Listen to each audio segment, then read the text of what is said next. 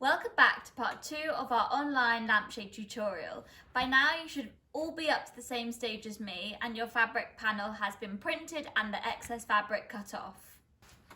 Now there isn't many stages left until you have your finished lampshade. If you're watching these steps and it looks a little complicated, don't worry because it's very easy once you start doing it yourself. You'll get the hang of it very quickly. So let's move on to the final stages of your lampshade printing. So once you've cut all the excess fabric off, we're ready to remove this little bit of extra panel. So fold it back and forth so that the connection between the panel breaks. And then carefully at the corner, just try and prise it off so it's sticky against the fabric. So you want to carefully remove it and just make sure it doesn't catch on any loose threads on your fabric. So you don't want it to fray any more than it already has during cutting.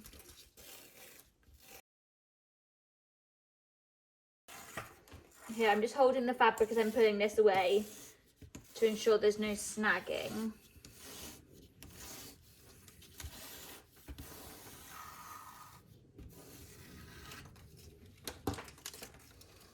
So once the strips are both removed from the top and the bottom, you can really start to imagine how your lampshade is going to look.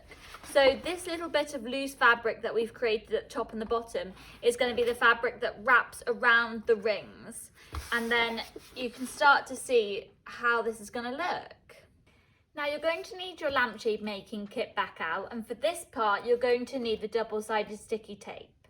So once we roll the panel with our rings to make our lampshade, the two ends of the panel will overlap. So you need to work out which end of the fabric panel you want to be on top. So take a look to see how the design works when it overlaps. Now the overlap is about 2 fingers wide, so maybe 2 or 3 centimeters. So you can roughly work out how big that overlap is going to be. So 2 or 3 fingers width. So this side, overlapping this side on top of that, I cut off half of the hair. So I think for mine, I'm going to overlap this way. Now, once you've decided on your overlap, the end that's going to be on top, so is going to overlap the other, you want to add double-sided sticky tape to the underneath of this side. So again, the piece of panel that's going to be on top, you want to add double-sided sticky tape to the underside of that end. So for me, it's this end. This end of the panel is going to be the side that goes over the top of the other one. So I need to add double-sided sticky tape. So take your double-sided tape and you want to add it as close as you can to the end of the panel. So right up to the edge, and don't get it on the fabric, just on the panel. So do it as close to the edge as you can.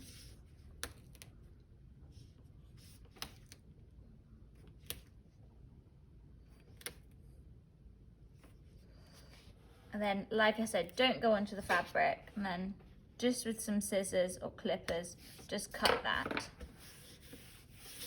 So later when we roll it, we'll take the double-sided sticky tape off, and then that's how we'll join the two ends. So that is our panel ready, and now we need to move on to the rings. So move your panel out of the way, but keep your double-sided sticky tape.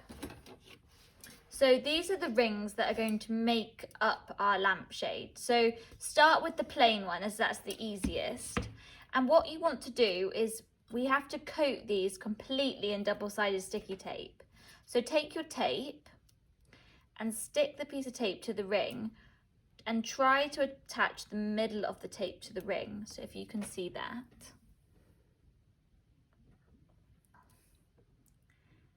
And then you want to run this all the way around, trying to keep the middle of the tape on the ring. And coat it all the way around. Just do this slowly.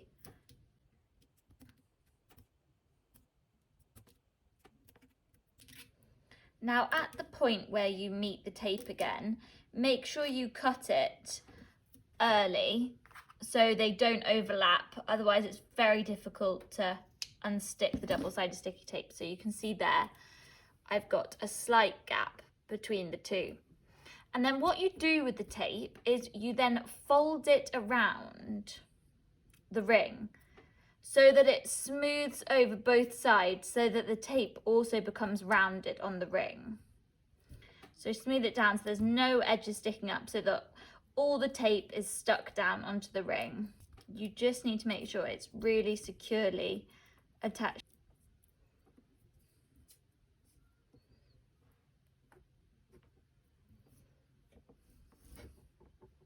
So after you've done the plain ring, you can then move on to the utility ring and just repeat the same process, just making sure that the middle of the tape is attached to the ring. So I hope you can see again there. And then around the whole ring.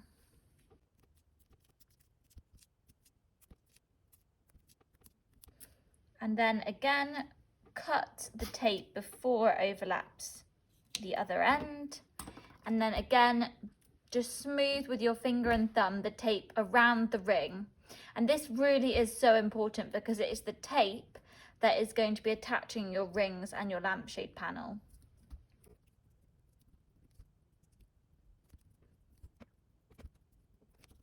So at this point you want to think about what sort of lampshade you're making, whether you're making a ceiling shade or a lampshade.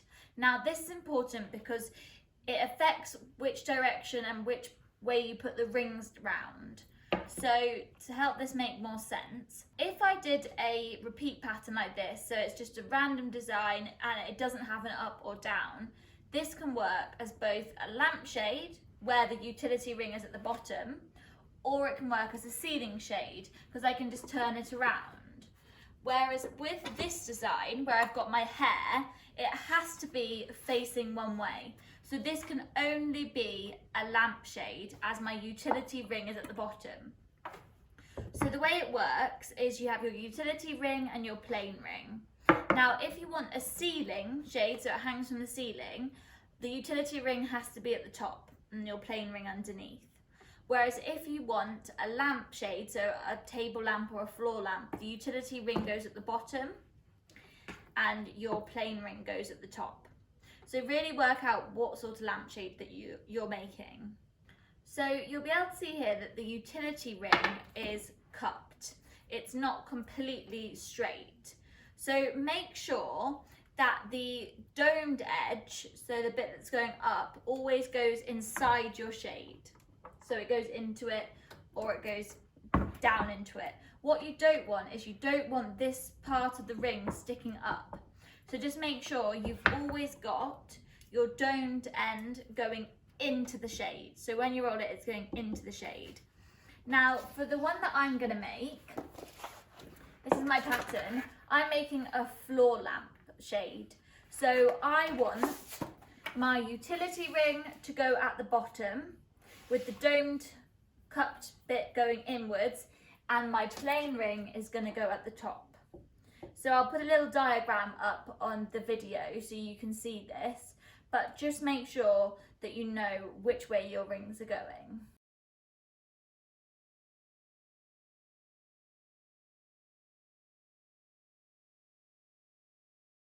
So to roll the shade, we want to be working down the shade and working our way towards the double-sided tape.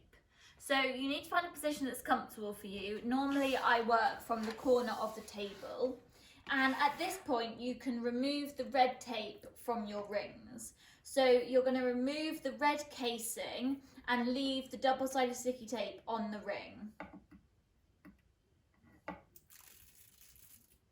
Now I always start with my utility ring first so that you can just balance that on the table and then move on to your plain ring. These are really sticky, so you might want someone to help you hold the rings. Just be aware that if you put them down on the table, it might take a little bit of a pull to come off. Now don't forget at this point to double check the direction of your fabric and what sort of shade you're making. So I'm just going to double check that my hair is facing downwards. So that's going to be the bottom of my lampshade. And like I said, I'm making a floor lamp. So my utility ring is going at the bottom with the domed bit facing in. So this is my position that I'm going to be rolling in. So the way you want to start rolling is have your 2 rings, remembering my utility ring facing inwards, and you want to roll the ring onto the panel, and you want to put the ring right at the very edge of the panel. So the ring must be touching the PVC, not the fabric. You don't want your ring to touch the fabric. So you're going to roll it right on the very edge of the panel. And you're going to try and do them both in sync with each other. So you can always get someone to help you with this. But position the rings right on the very edge of the PVC. It is right on the edge. So I've started off my roll, and what you're going to want to do is just very carefully roll your 2 rings down the very edge of your PVC. Now, if for example you go a little bit off track or anything, you can just pull it back and then straighten up. And just make sure your 2 rings are running right at the very edge of the PVC. Now, you can always get someone to help you with this, but you just want to try and keep the 2 rings in time with each other. So, just take your time with this bit and just find the best position that works for you.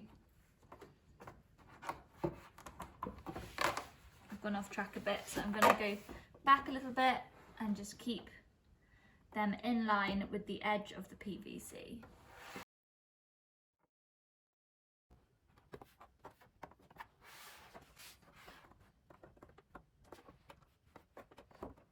You might have to make quite a few adjustments and things, but you'll get the hang of it.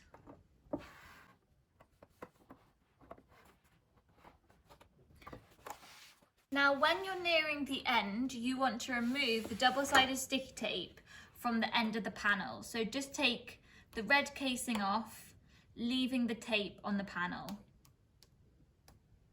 And this is in preparation for the 2 ends meeting.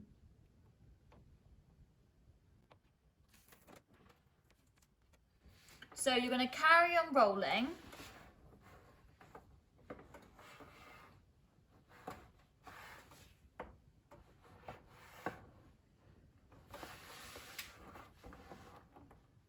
So at the point where the 2 ends are about to meet, just keep carefully making sure you're still on the PVC, and then you can just roll over the double-sided sticky tape.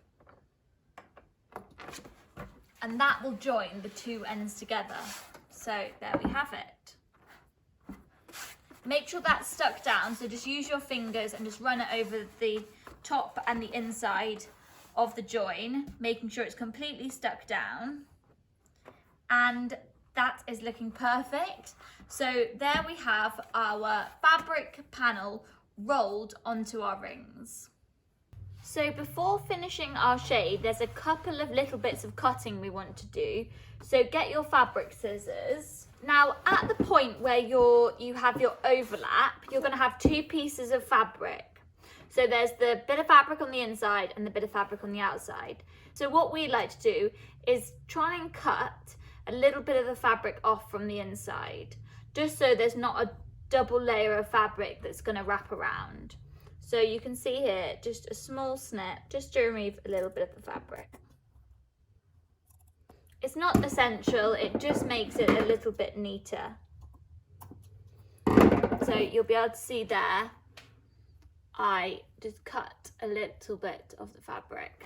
And again, the same on the underside. Make sure only to cut the fabric where there's the overlap. You don't want to be cutting any fabric that's meant to be running around the top.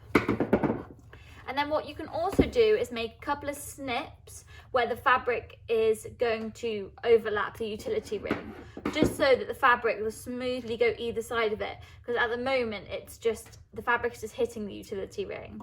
So make a little slice down there, so the fabric is going to go around the utility ring. And then what you can also do with your scissors is at this point, just cut away any threads that are loose and hanging off.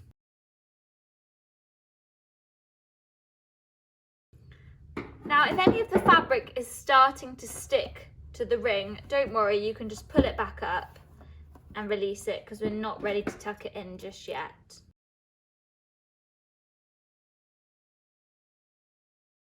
Now, once you've cut away any loose threads that are hanging on the edge of your fabric, you can start to gently push this excess fabric around the ring.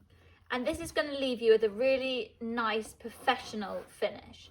So if you can see, I'm just easing the fabric around the ring so it's sticking. Try and ease it all the way around so you can feel it sticking underneath the ring. So now along the top of my shade, all the fabric is now stuck around my ring. And then you can turn it over and do the same on the underside. And try and ease the fabric as neatly as you can around the utility ring so that the fabric sits either side of it as smart as you can get it.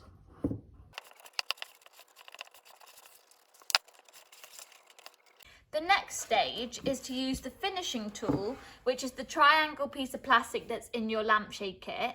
One side has a serrated edge and the other two ends meet in the middle to make a sharp point. Now this tool we use to push the excess fabric that is left up and around the underside of the wire. So you're tucking it in between the wire and the panel so that the fabric disappears.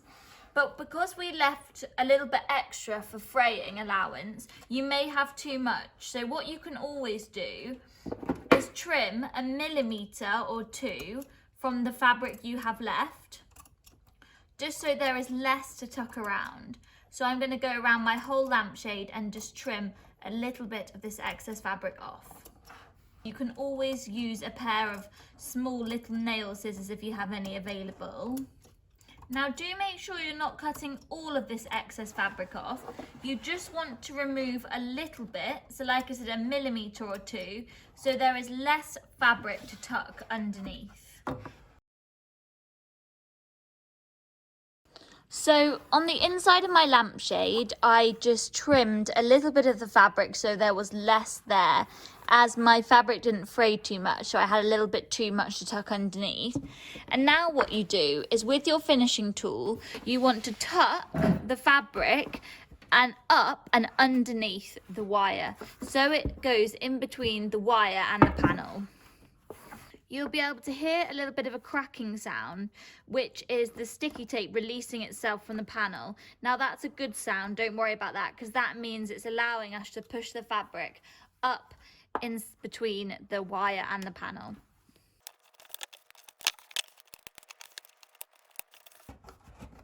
Now this is probably the most tedious job in the whole process of making your lampshade. It's quite dull and time consuming, but it does really finish your lampshade off in the most professional way. So it's worth taking your time with this bit and ensuring that you really neatly tuck all the excess fabric underneath.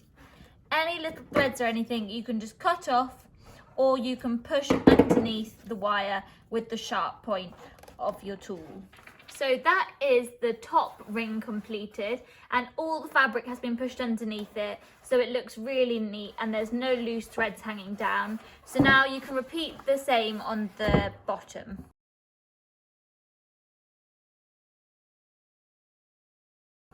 So once you have finished tucking in all the excess fabric with your finishing tool and cut any loose threads with your scissors, you have finished your wonderful hand-printed lampshade. So I hope you've all enjoyed our lampshade tutorial. I know it may seem a little complicated, but once you start doing it for yourself, it's very easy. The kits come with a very simple set of instructions that are very easy to follow, and you can always have our video playing next to you while you print and just stop and start it when you need some help. If you've ever wanted to make your own lampshade or you can't find the right one for your bedroom, now is the time to have a go at printing your own. Thanks so much for watching. Bye!